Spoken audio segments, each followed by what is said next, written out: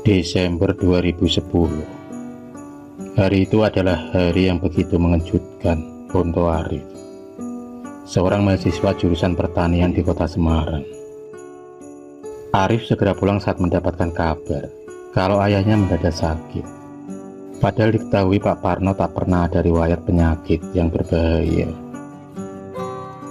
Setelah 3 jam perjalanan, akhirnya Arif sampai juga di rumahnya. Tampak bangunan sederhana itu begitu banyak kenangan bersama orang-orang yang dicintainya. Setelah mengucap salam dan masuk ke dalam rumah, Arif tak kuasa melihat keadaan Pak Parno yang tampak lemas tak berdaya. Dilihatnya bahwa Giem sedang mengurut kaki ayahnya. Bahwa Giem adalah seorang dukun pijat yang masih saudara keluarganya itu tampak dengan sabar mengurut kaki Pak Parno yang memang 2 minggu ini tak bisa berjalan. Sementara itu ibunya tampak kurus karena terlalu memikirkan kondisi Pak Parno yang belum juga membaik. Tubuh Pak Parno juga terlihat semakin kurus lantaran tak ada asupan makanan yang masuk ke dalam mulutnya. Keadaan itu semakin membuat Arif bertanya-tanya. Karena kata ibunya, Pak Parno sudah sering dibawa ke rumah sakit dan melakukan tes ronsen, tapi semua seakan tak ada titik terang. Karena hasil dari ronsen Pak Parno tak ada penyakit yang berbahaya. Arif tak bisa menahan rasa sedih, dan tak terasa buliran bening itu pun mengalir deras di pipinya. Meski Arif adalah laki-laki tegar, tapi dia juga manusia yang rindu akan senyuman seorang ayah. Seorang ayah yang sudah menjadi pahlawan bagi keluarganya. Baginya Pak Parno adalah sosok ayah yang pantang menyerah. Pekerjaan apapun dia lakukan, asalkan halal. Baginya kesejahteraan keluarga adalah yang nomor 1. Kenangan masa kecil Arif selalu menari-nari di otaknya. Kenangan di mana Arif selalu dipangku dan dimanja oleh Pak Parno. Tak terasa waktu sudah memasuki azan maghrib, dan di waktu tersebut ibunya juga tampak gelisah. Karena katanya Pak Parno akan meronta kesakitan sambil mencekik lehernya sendiri. Dan benar saja, tak selang beberapa lama kemudian, Pak Parno pun menjerit kesakitan sambil mencekik lehernya. Panik, takut, itulah perasaan Arif dan keluarganya pada saat itu. Apa mungkin Pak Parno terkena santet? Tapi untuk apa alasan orang menyantet Pak Parno? Karena Pak Parno selama ini tak pernah punya musuh. Kalaupun alasan itu karena iri, apa yang diiri dari Pak Parno yang hanya seorang peternak kambing? Untuk saat ini Arif dan keluarganya hanya bisa berdoa semoga ada keajaiban bagi kesembuhan Pak Parno. Hingga 10 hari pun berlalu, Pak Parno masih belum ada perubahan yang signifikan. Suatu hari, ada seorang kerabat jauh yang datang menjenguk Pak Parno, dan tak disangka orang tersebut yang tak lain adalah Pak D. Siswo, memiliki ilmu kebatinan yang menurun dari keluarganya. Untuk pertama kali Pak D. Siswo melihat keadaan Pak Parno, beliau pun beristighfar karena Pak D. Siswo merasa ada yang tak wajar di tubuh Pak Parno. Kemudian diambilnya air putih dan lalu dibacakan doa-doa.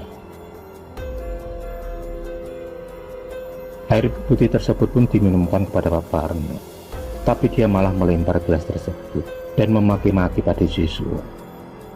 Tubuh Pak Parno tiba-tiba mendadak begitu kuat. Bahkan Arif yang mencoba menenangkannya ikut terpelanting lantaran kena amukan dari ayahnya sendiri. Pak D. Siswo kemudian duduk bersila sambil membaca ayat-ayat suci Al-Quran. Beliau kemudian meminta agar seluruh pintu dan jendela dibuka lebar-lebar. Di sisi lain, Pak Parno masih mengamuk dan matanya tampak melotot ke arah Pak D. Siswo. Hingga akhirnya Pak Parno pun menjadi lemas dan terlihat tertidur dengan pulas. Melihat keadaan yang sudah agak tenang, Pak D. Siswo mengajak Arif dan ibunya berbincang di ruang tamu. Beliau pun kemudian mempertanyakan awal kejadian yang menimpa dari Pak Parno.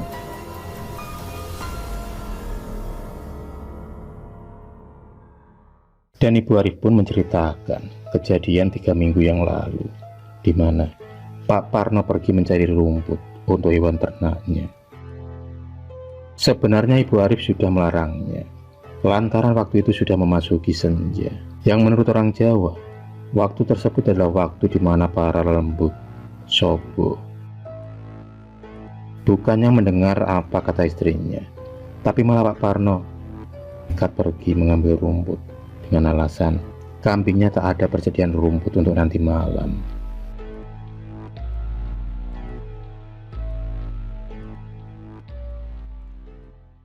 Menurut cerita Ibu Arif, Pak Parno pulang tanpa membawa rumput, tapi dia malah pulang dengan jalan sempoyongan dan selalu berbicara ngelantur.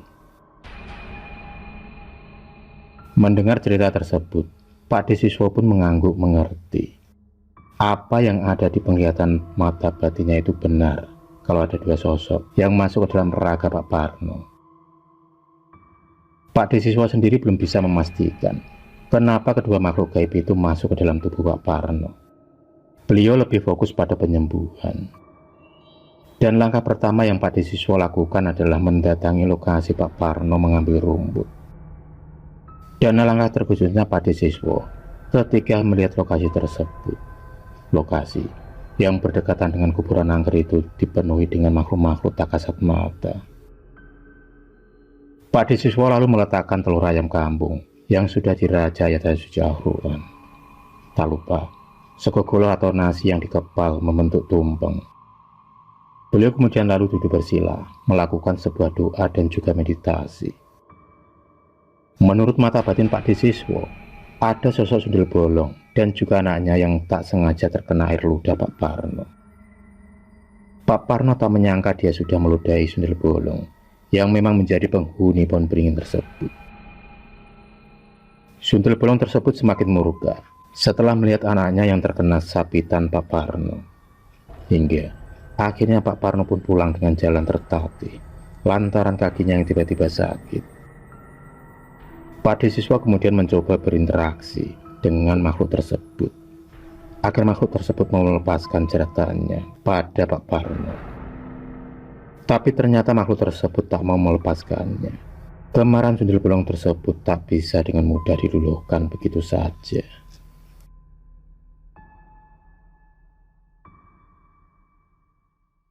Pada akhirnya Pak Desiswo meminta secara paksa dikeluarkanlah cincin pemberian dari kakek buyutnya. Beliau kemudian membacakan doa ruqyah. Awalnya sundel bolong tersebut masih asik berterbangan ke sana kemari. Bahkan Pak Desiswo hampir muntah darah lantaran melihat punggung sundel bolong yang penuh dengan belatung dan juga hewan melata lainnya. Sementara itu anak si sundel bolong itu juga menggigit kaki Pak Desiswo. Mereka ingin memecah konsentrasi Pak Desiswo, tapi ternyata Pak Desiswo masih khusyuk membaca ayat-ayat suci Al-Quran. Jemarinya terus memutarkan tasbih yang ada di tangannya. Dan atas izin Allah, sundel bolong tersebut beserta anaknya pun kepanasan. Hingga akhirnya Pak Desiswo berhasil menangkap si anak tersebut. Tapi ibunya terlalu cepat menghilang. Si anak sundel bolong pun menangis, meronta, meminta untuk dilepaskan, tapi Pak Desiswo tak menggubrisnya. Perjanjian antara mereka pun akhirnya menemui titik terang, yang mana si anak tersebut harus mau keluar dari tubuh Pak Parno. Dan pada akhirnya Pak Parno pun berangsur membaik. Kini dia pun bisa berjalan dan bisa makan lagi. Rasa syukur pun diucapkan pada Tuhan karena lewat tangan Pak Desiswo, Pak Parno pun bisa disembuhkan. Menurut penuturan Pak Desiswo, si anak sundel bolong tersebut meminta gendong kepada Pak Parno. Itulah kenapa dia sering merasa lehernya tercekik. Dan Pak Desiswo pun menyarankan agar Pak Parno tak lagi keluar rumah di waktu senja ataupun di tengah hari, karena dipercaya waktu-waktu tersebut adalah waktu para lelembut berkeliaran.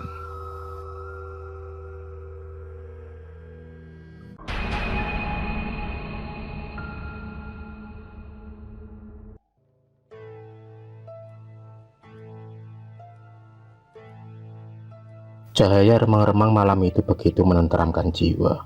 Jiwa yang haus akan kasih sayang karena kurangnya perhatian. Dan itulah yang dirasakan oleh Mila, wanita cantik berwajah artis Korea. Dengan mata sipit, kulit putih, dan tubuh yang tinggi semambai. Tirta suaminya terlalu sibuk akan pekerjaannya sebagai eksekutif muda. Tirta sangat sukses dalam meniti karir, tapi tidak untuk rumah tangganya. Malam itu, seperti biasa Tirta pulang sampai larut malam. Jalannya gontai dengan mulut yang berbau alkohol. Dan Mila sendiri sudah paham akan kebiasaan buruk suaminya. Tapi apalah daya, Mila yang hanya seorang wanita lemah. Suatu hari, Mila meminta izin untuk pergi menjenguk orang tuanya pada Tirta. Dan dia pun mengizinkannya tanpa mengantarkan Mila. Tirta terlalu sibuk dengan urusan kantornya. Mila pun berlalu dengan mengendarai mobil mewahnya. Tak sengaja di tengah jalan dia bertemu dengan seorang laki-laki. Laki-laki itu menatap tajam ke arah Mila hingga membuat Mila ketakutan. Dia pun memilih melajukan mobilnya dengan lebih kencang. Tapi ternyata laki-laki itu juga membuntuti Mila sampai di depan rumah orang tuanya. Segera mungkin Mila masuk dan menceritakan kejadian itu pada ibunya. Hari mulai gelap. Dia pun berpamitan pada ibunya untuk pulang. Tak sengaja di tengah jalan, Mila bertemu dengan seorang nenek yang menyeberang jalan. Jalannya tertatih-tatih sambil membawa tongkat. Dan setelah Mila turun dari mobil, ternyata nenek itu buta. Mila pun kemudian menuntun nenek itu sampai ke pondok rumahnya di pinggir jalan. Nenek tersebut seolah tahu persoalan rumah tangganya. Meski matanya yang buta tak bisa melihat, tapi nenek itu mampu meramal masa depan tentang kehidupan Mila yang akan segera memiliki momongan. Hati Mila pun berbunga-bunga mendengar kata-kata nenek tersebut. Meski di dalam hati Mila masih meragukannya, namun dia tak memungkiri kalau memang sedang menunggu hadirnya momongan. Karena sudah 5 tahun menikah, Mila belum juga dikaruniai buah hati. Dan hal itulah yang membuat suaminya tak lagi respek padanya. Akhirnya Mila berpamitan untuk melanjutkan perjalanannya pulang. Sebenarnya, jalan yang dilaluinya waktu itu bukanlah jalan yang biasanya dia lewati. Dia pun terpaksa mengambil jalan desa, karena jalan yang biasa dilewati ada perbaikan. Dan untuk yang pertama kalinya, dia melewati jalan tersebut. Sesampainya di rumah, Mila masih memikirkan tentang perkataan nenek tersebut. Hingga perkataan nenek tersebut pun sampai masuk di alam mimpi. Mila pun bertemu dengan nenek tersebut. Meski kali ini ada laki-laki tampan yang bersamanya. Suatu malam, Mila sedang duduk sambil memainkan ponselnya. Dia masih belum bisa tidur, meski malam telah larut. Sedangkan Tirta sendiri sudah tertidur dengan pulasnya. Tiba-tiba Mila mendengar suara memanggil namanya. Dia pun langsung bergigi ngeri dan langsung menyusul suaminya tidur. Lampu yang temaram membuat pencahayaan kurang jelas. Tampak dari luar jendela nenek-nenek mengetok-ngetokkan tongkatnya ke kaca jendela dengan suara yang cukup keras. Tapi anehnya suara itu hanya dapat didengarnya saja, karena Mila tak mendapati suaminya terbangun akibat suara tersebut. Mila pun kemudian sembunyi di bawah selimut hingga menutupi seluruh badannya. Tiba-tiba selimut itu ditarik pelan dari bawah. Dia pun menjerit ketakutan dan membangunkan suaminya. Tapi laki-laki Tirta tak memperdulikannya. Bahkan dia menganggap Mila sedang bermimpi buruk. Pagi pun tiba. Suara burung berkicau membangunkan Mila. Cahaya sinar matahari menembus rongga jendela hingga menghangatkan tubuhnya. Pagi itu Mila bangun dengan mata yang tampak kelelahan karena semalam dia memang kurang tidur. Suaminya sendiri sudah berangkat ke kantor, tinggal dia dan Mbok Inah yang menemaninya. Mila terlihat masih malas-malasan. Dia duduk di teras sambil meminum secangkir kopi panas. Tiba-tiba dari luar pintu gerbang tampak lelaki tegap sedang mengawasinya. Dan lelaki itu adalah orang yang membuntutinya saat pergi ke rumah orang tuanya tempo hari. Tiba-tiba Mbok Inah seperti orang kesurupan. Tatapan matanya kosong dan terus menyebut-nyebut nama Nyi Ngatemi. Mbok Inah juga mengatakan kalau Mila ingin punya anak, dia harus menemui Nyi Ngatemi. Nyi Ngatemi? Siapa Nyi Ngatemi? Mila bertanya di dalam hati. Mila mencoba melupakan kata-kata Mbok Inah. Entah makhluk apa yang telah merasuki tubuhnya. Malam pun tiba. Suara azan maghrib berkumandang. Mila berjalan keluar dengan tatapan mata yang kosong. Berulang kali Mbok Inah memanggilnya. Dia tetap saja diam tanpa ada satu kata pun. Langkahnya lurus tanpa menoleh kanan kiri. Hingga tak sadar, Mila telah sampai di sebuah rumah beratapkan rumpe dan berdinding anyaman bambu. Di depan Mila sudah berdiri seorang nenek, yang tak lain itu adalah nenek yang pernah dia tolong. Mila masih belum sadar dengan tatapan yang masih kosong. Tiba-tiba di hadapan Mila sudah ada lelaki tampan dengan paras yang begitu menawan, kulit putih dan berambut lurus. Tubuh Mila kemudian direbahkan di atas divan. Selang beberapa menit kemudian, tubuhnya sudah polos tanpa sehelai benang pun. Entah siapa dan makhluk apa, Mila hanya memaku dengan keadaannya. Hingga akhirnya pada jam 10 malam, dia sudah berada di rumah. Dan Mbok Inah pun dibuat bingung oleh Mila. Keesokan paginya tubuh Mila terasa lemas. Nafsu makannya hilang. Perutnya mual-mual dan ingin muntah. Pada akhirnya dia memutuskan untuk memeriksakan ke dokter. Dan alangkah senang hatinya, Mila dinyatakan positif hamil. Tirta pun kembali perhatian padanya. Semakin hari, perut Mila semakin membesar. Suatu malam, Mila yang tertidur pulas tiba-tiba bermimpi nenek buta yang itu lagi. Nenek buta itu mengatakan akan mengambil anaknya saat lahir nanti. Dan akibat mimpi itu Mila menjerit yang tentu saja tak akan memperbolehkan anaknya diminta. Mimpi itu selalu datang berkali-kali dalam tidurnya. Tak terasa kini kehamilan Mila sudah memasuki bulan ke-9. Dan itu artinya sebentar lagi dia akan melahirkan. Dan akhirnya waktu itu pun tiba. Segala upaya dikerahkan tim medis untuk membantu kelahiran Mila.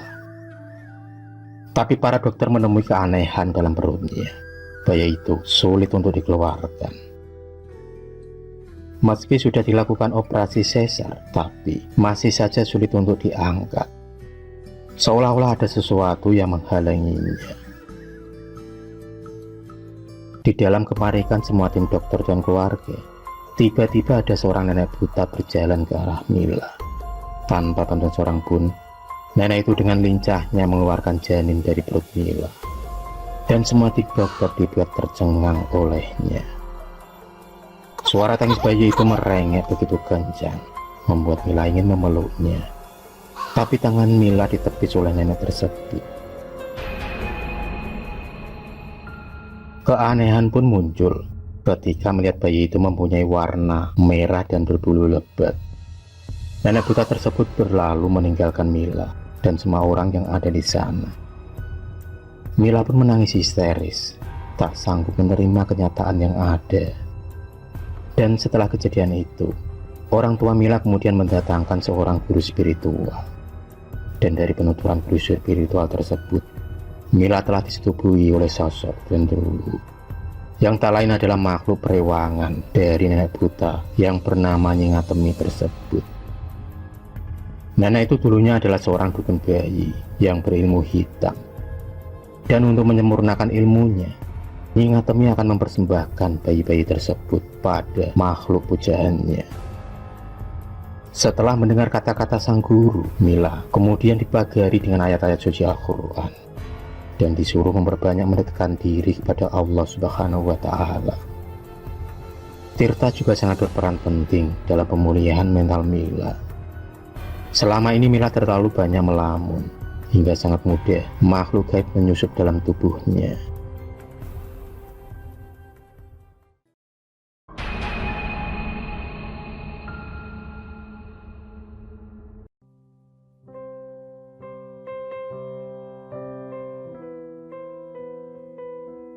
Kendal, Desember 2005. Warsono sangat bahagia karena baru saja melangsungkan acara pernikahannya bersama wanita pujaannya, yaitu Rahmatun. Warsono dan Aton adalah warga dari Weleri, Kendal. Keseharian Warsono adalah seorang perantau sebagai penambang emas di Kalimantan. Selepas menikah, Aton ikut suaminya ke perantauan. Itu bukan tanpa alasan. Di samping Aton ingin selalu dekat dengan suaminya, dia juga sedang mengandung anak pertamanya. Perjalanan cukup memakan waktu yang cukup lama. Sesampainya di sana, Warsono membangun rumah sederhana dengan menggunakan papan-papan seadanya. Kebahagiaan pun terpancar dari raut wajah mereka berdua. Rumah Warsono berada di tengah hutan, dan itu pun hanya ada beberapa tetangganya yang juga dari perantauan. Tak terasa sudah 3 tahun, Aton dan Warsono hidup di tanah perantauan. Mereka belum pernah pulang ke Jawa, lantaran belum punya biaya yang cukup untuk pulang. Semakin hari Warsono mulai berubah. Dia terlalu cuek pada istrinya. Tak ada lagi kemesraan di antara mereka. Warsono terlalu sibuk dalam mencari nafkah, hingga dia lupa ada istri yang masih membutuhkan belahan tangannya. Sepulang kerja, Warsono hanya makan, dan setelah itu dia pun tidur melepas rasa lelahnya.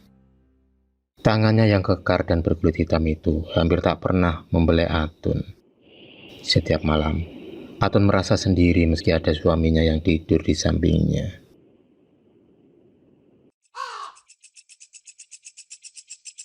Hanya suara dengkuran Warsono yang selalu menghiasi malam-malam Aton yang merasa kesepian. Suatu malam, Aton benar-benar merasa muak dengan tingkah laku suaminya. Dia kemudian memutuskan untuk tidur di kamar belakang, meninggalkan Warsono dan buatinya yang masih balita, yang tidur di kamar depan. Malam itu benar-benar malam yang dingin. Hujan turun begitu deras, disertai suara-suara petir yang menggelegar. Aton kemudian mulai terlelap dengan selimut tebal yang membungkus badannya. Saat terlelap, tiba-tiba ada sosok tangan yang kasar yang membelai rambutnya.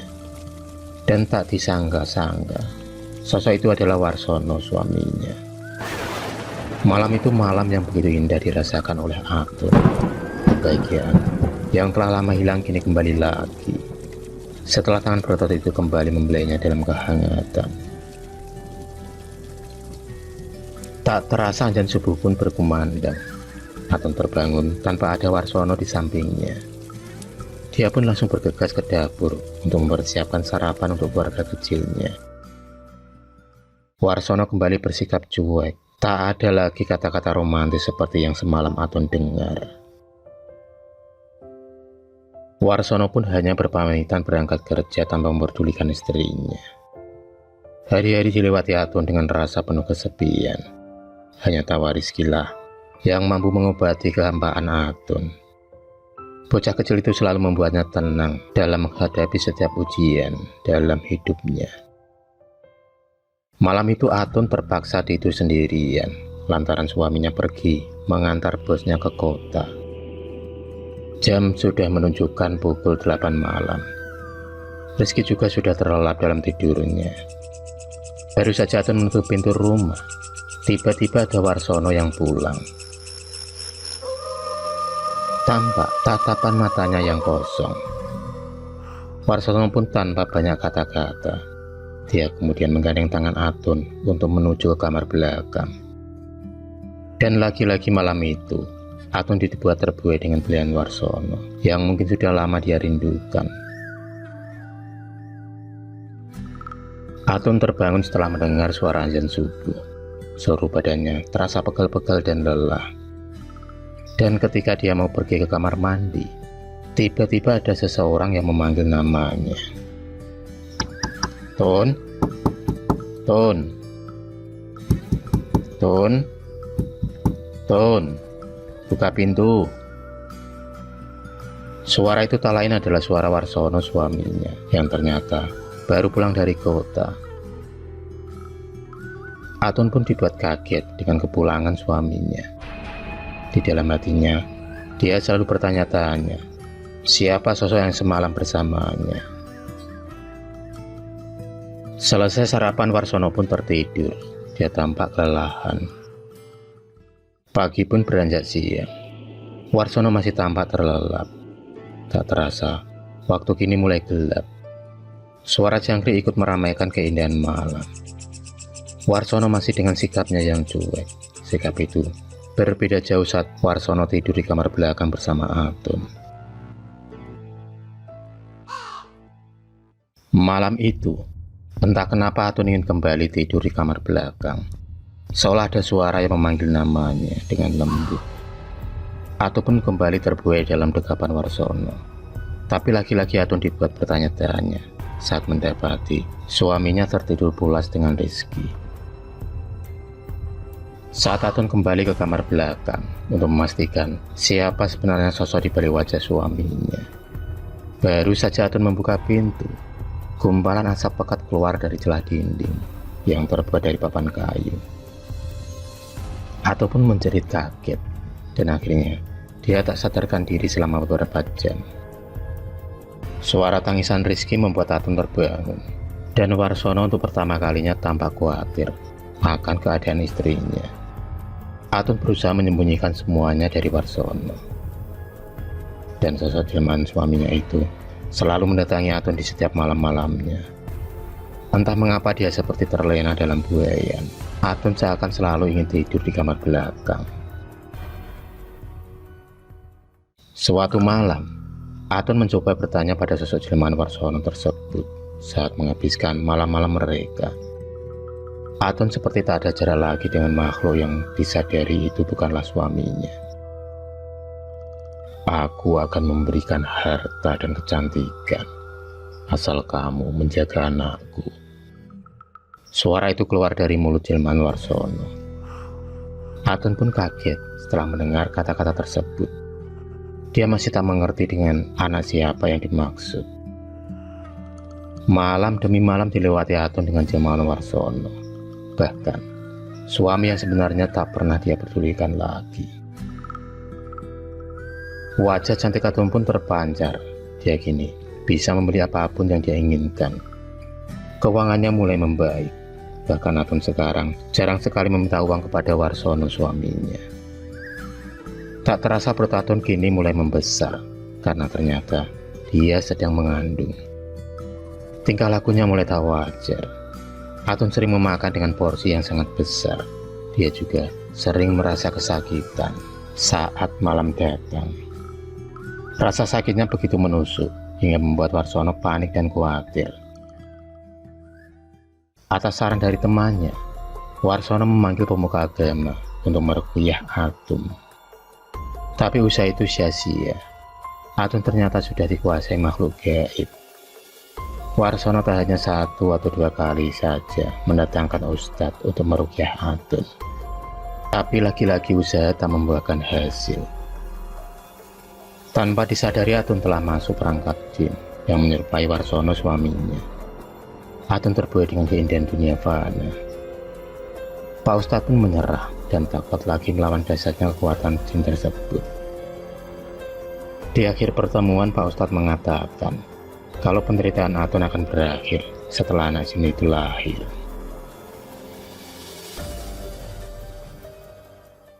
Hari-hari pun dilewati Atun dengan rasa sakit yang di perutnya.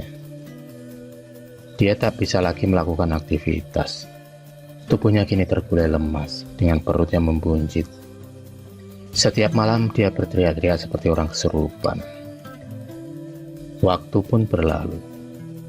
Usia kandungan Atun kini sudah menginjak 12 bulan. Tapi dia belum juga melahirkan. Hingga tepat pada malam 1 Suro, perut Atun mengalami kesakitan. Dia dibantu Mbok Darti, seorang tukang bayi. Atun pun berhasil melahirkan seorang bayi. Tapi seluruh warga digemparkan dengan berita bahwa Atun melahirkan seorang bayi yang sangat berbeda. Dan itu benar adanya. Bu Darti yang membantu persalinan Atun pun merasa ngeri melihat bayi tersebut. Bayi itu kemudian berubah menjadi gumpalan asap, dan lalu dia pun menghilang. Atun masih tak sadarkan diri, sedangkan Warsono masih tak menyangka akan kelakuan Atun yang telah berselingkuh dengan sosok tersebut. Waktu pun terus berlalu, dan akhirnya Warsono menceraikan Atun. Kini Atun kembali pulang ke desa asalnya. Penyesalan demi penyesalan terukir di otaknya. Andai saja dia jujur, andai saja dia menolak ajakan itu, andai saja dia bisa mengendalikan hawa nafsunya, mungkin rumah tangga yang dibinanya bisa bertahan. Tapi apalah daya, penyesalan selalu datang belakangan.